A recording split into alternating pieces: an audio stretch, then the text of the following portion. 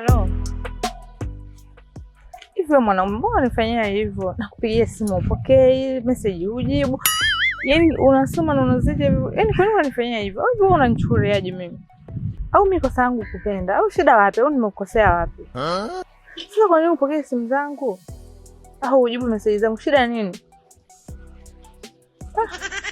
Unanichanganya sana. Kwa nini? Yaani shida iko wapi jamani? Yaani nakupigia simu unakata au una mwanamke mwingine? Halo? Halo?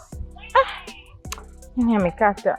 Huyo mwanaume ana nini lakini? Pole sana, pole sana. Najua jinsi mapenzi ambavyo yanachoma moyo wako. Lakini mimi nimekuja kutibu magonjwa yako.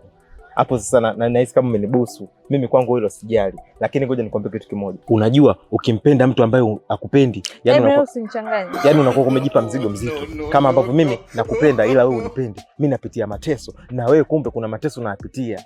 Nimekutongoza mwezi mzima unasema una bwana wako. Angalia bwana wako anachokufanyia.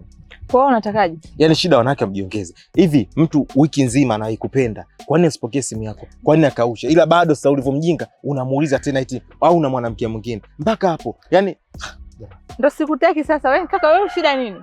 Kwa hiyo kama alipokelewa inakuhusu nini? Basi siwezi kuingilia mapenzi ya watu. Hebu pita huko bwana.